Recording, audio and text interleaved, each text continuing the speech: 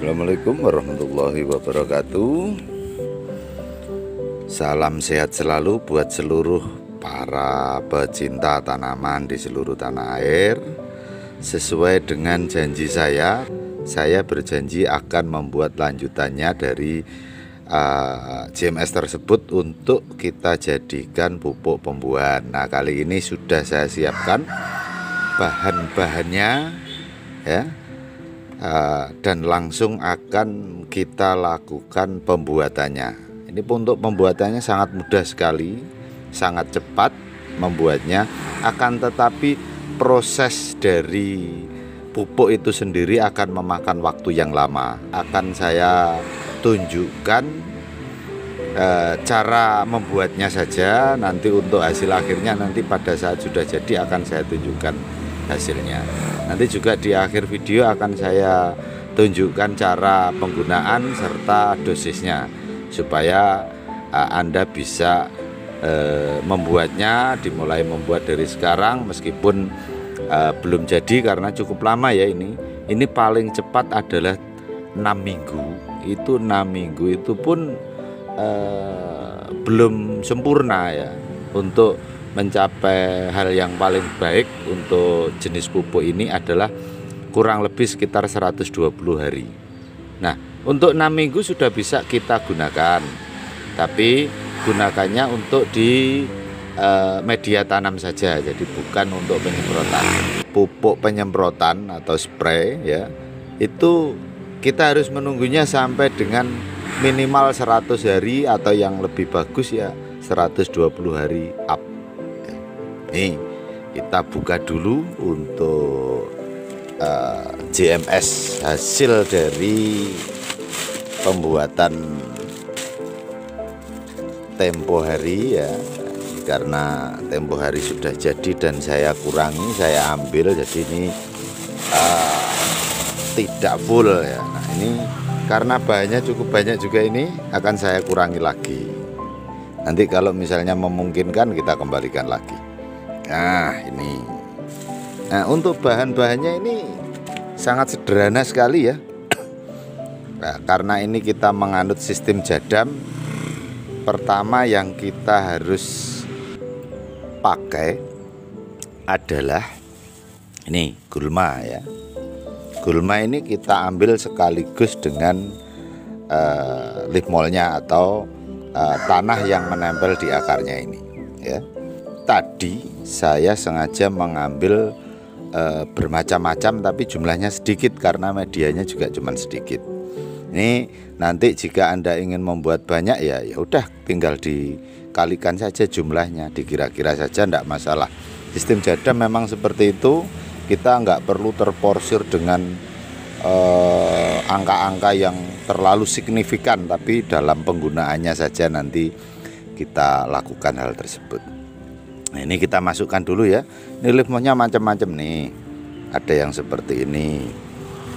Kemudian ini. Nah, beda-beda, semua beda-beda ini. Nah, ini sama akarnya juga sekalian. Kemudian, nah ini yang menarik sedikit, saya ambilkan bunga miana. Bunga miana berwarna-warni.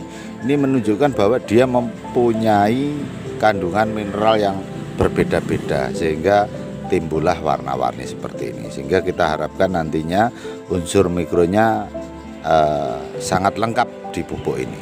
Kita masukin juga nih rumput ya. Rumput belulang ini kalau saya selalu pergunakan karena dia sangat kuat. Kita harapkan ada efek dari leaf mold yang mendukung dia menjadi sangat kuat. Ya, ini yang lain kita masukkan semua, kita tenggelamkan.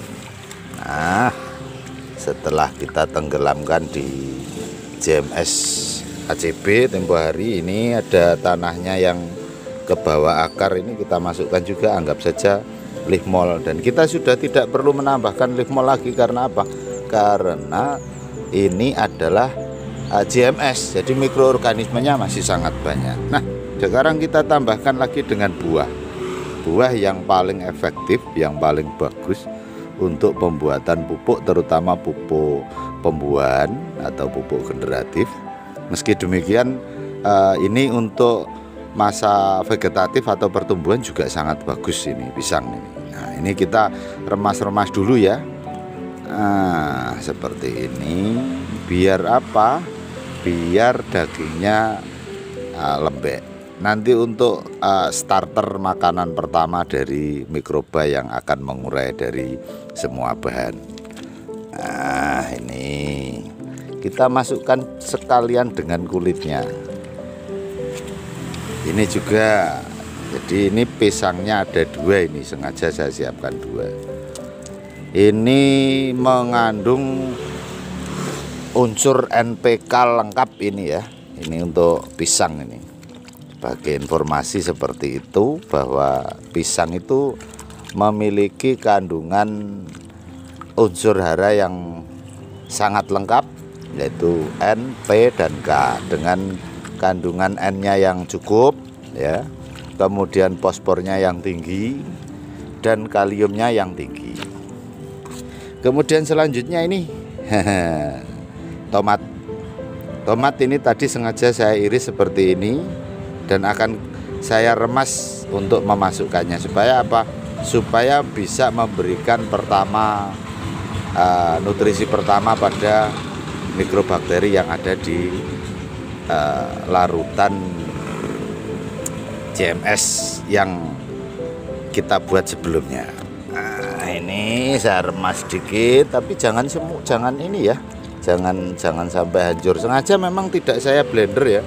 Ini karena sistem Jada memang menyarankan agar prosesnya itu bisa bagus. Kalau kita blender semua, nanti prosesnya sangat cepat, tapi akan meninggalkan banyak hal yang masih belum selesai penguraiannya, sehingga nanti akan membawa masalah. Nah, ini kita masukkan semua.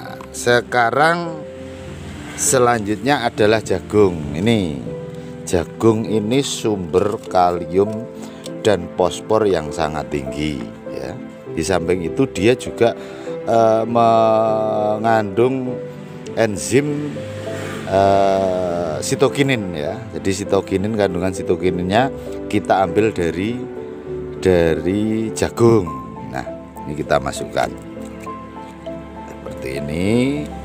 Ini janggelnya juga kita masukin, jagungnya. Ini tadi saya iris sudah ya. Kita sedikit remas.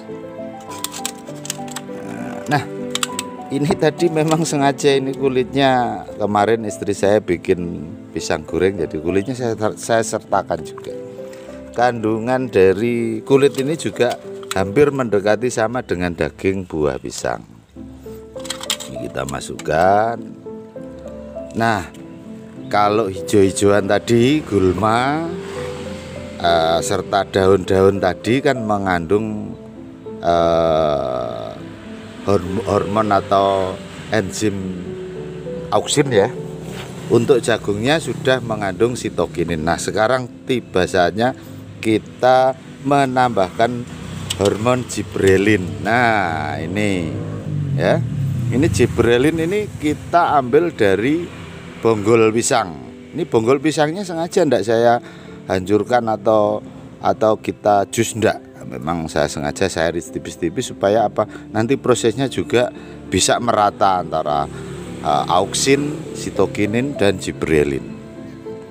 Jadi nanti bisa sangat membantu. Kita masukin semua ya. Nah, bahan-bahan tersebut itu mengandung unsur hara yang dibutuhkan semua tanaman ya. Jadi mulai unsur nitrogen, fosfor maupun kalium dan juga mineral-mineral yang lain itu semua ada di batang dan daun gulma tersebut, di kulit pisang, di buah pisang, di buah tomat, di jagung, janggel jagung juga. Nah, enzimnya juga sudah lengkap, mulai sitokinin, giberelin, dan auksin ya. Nah, sekarang ada beberapa mineral yang belum ada pada bahan organik yang kita gunakan ini. Kita ambilkan dari apa? Kita ambilkan dari ini. Ini adalah abu sisa pembakaran ya. Ini sudah saya bersihkan, yang kasar-kasar sudah saya ambil, saya ayak, saya filter ya. Jadi tinggal halus. Memang sengaja seperti ini supaya mudah untuk proses.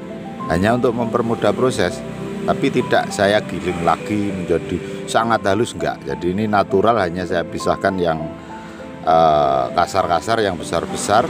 Ini kita masukkan juga.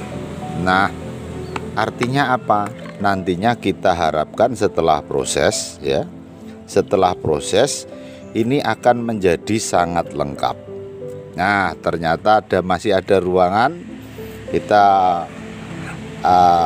asumsikan untuk tempatnya ini hanya terisi sekitar 80%. Nah, ini mungkin masih baru sekitar 60% lebih ya. Jadi masih ada ruang, sehingga yang tadi kita ambil ini air dari JMS yang kemarin kita masukkan kembali. Nah, ini sudah kurang lebih sama ya. Jadi ini setelah seperti ini kita akan lakukan penutupan. Oke, kita tutup dulu ya. Ini dengan plastik yang tadi. Nah, ini sudah saya tutup ya. Ini bagian dalam plastik kresek ini. Kemudian bagian luarnya sengaja saya berikan polybag besar yang bekas ya. Ini adalah untuk menghalang-halangi sinar matahari supaya tidak tembus ke dalam media pemrosesan GLF. Jadi ini kita saat ini sedang membuat GLF buah atau GLF pembuahan ya, karena ada tadi pisang, kemudian jagung, kemudian tomat ya. Nah, ini dari awal tadi kita tidak membahas garam sama sekali. Padahal untuk membuat GLF atau Jadam Liquid Fertilizer itu seharusnya menggunakan tambahan garam. Tapi karena basicnya yang kita pakai, larutan yang kita pakai adalah JMS atau Jadam Microbial Solution, bank mikroorganisme, maka kita tidak perlu lagi menggunakan tambahan garam karena kandungan garam sudah ada di dalam JMS sebelumnya. Kita nggak perlu menambahkan garam ya. Nah, untuk rekan-rekan yang mempertanyakan kenapa buahnya cuman pisang, tomat, sama jagung saja. Nah, ini saya ingin menjawabnya. Jika seandainya ada buah lain yang bisa kita gunakan, bisa kita tambahkan ya. Untuk buah-buah yang lunak, relatif lunak itu yang kita gunakan, seperti misalnya mangga, belimbing atau yang lain bisa kita tambahkan. Akan tetapi porsinya harus kita pertimbangkan, jangan terlalu banyak, paling ya kurang lebih sekitar 20% dari bahan organik tersebut, supaya apa? Terjadi keseimbangan. Dengan adanya kita membuat dengan bahan-bahan tadi, seperti kita ketahui tadi, seperti yang saya jelaskan, maka unsur hara yang dibutuhkan tanaman sudah sangat-sangat lengkap ya. Jadi untuk unsur makronya N cukup, kemudian P-nya cukup tinggi, K-nya atau kaliumnya juga cukup tinggi. Itu artinya apa? Untuk pembuahan sudah sangat bagus ya. Jadi ini bukan booster ya. Jadi saya ingatkan, ini bukan booster, melainkan pupuk berimbang untuk pembuahan. Jadi sangat berbeda dengan booster. Kalau booster hanya memberikan berbagai enzim ya, dan unsur-unsur pokok seperti fosfor dan kalium saja. Tapi kalau yang ini enggak, semua ada di sini. Artinya apa? Nanti pohon akan sangat natural, tapi juga sangat mudah untuk berbuah. Batang dan daunnya serta akarnya juga terawat dengan baik. Artinya apa? Ini akan lebih baik daripada booster. Jadi saya sarankan jangan menggunakan booster apabila tanaman masih dalam kondisi normal, kecuali kalau sudah sangat lama tidak mau berbuah, sulit berbuah, oke lah, untuk memancing pembuahan pertama bisa menggunakan booster. Tapi yang ini bukan booster, saya ingatkan kembali, ini bukan booster. Nah, gimana cara pemakainya nanti kalau sudah jadi? Jadi perlu diingat minimal 6 minggu ya. Kalau 6 minggu kok kita keburu untuk menggunakannya, maka gunakan hanya untuk media tanam atau untuk di tanah ya, untuk perakaran ya. Jadi perbandingan penggunaannya karena ada tambahan material yang cukup banyak seperti yang Anda lihat tadi, maka konsentrasi material padat terlarut akan menjadi sangat tinggi atau ppm-nya menjadi sangat tinggi. Nah, itu harus kita siasati. Jangan menggunakan perbandingan JMS yang kemarin hanya 20 sampai 300, tapi kita lakukan ya, perbandingannya adalah bila untuk kocor kita lakukan minimal ya, minimal itu 1:100. Tapi kalau saya biasanya menggunakannya 1:200. Itu minimal ya. Itu bisa sampai dengan 1:1000. Nah, untuk spray bagaimana untuk spray? Untuk spray kita harus lakukan pengenceran 2 kali lipat. Artinya apa? Minimal kita gunakan 1:400, atau kalau perlu supaya lebih aman lagi ya, supaya daun tidak mengalami pembengkakan jaringan ya, kita lakukan 1:1000. Jadi sangat irit sekali. Ini tadi 5 liter, artinya apa? Kurang lebih 5 liter ya ini nanti jadinya. Itu artinya bisa mencapai larutan sekitar 5.000 liter untuk spray, untuk penyemprotan. Jadi sangat irit sekali, meskipun bahan-bahannya sederhana, cara membuatnya sederhana, tapi manfaatnya luar biasa. Oke, saya rasa cukup seperti itu share saya hari ini, sesuai janji saya yang kemarin. Nah, mudah-mudahan hal yang seperti ini bisa membawa manfaat. Oke, akhirul kalam, wassalam warahmatullahi wabarakatuh.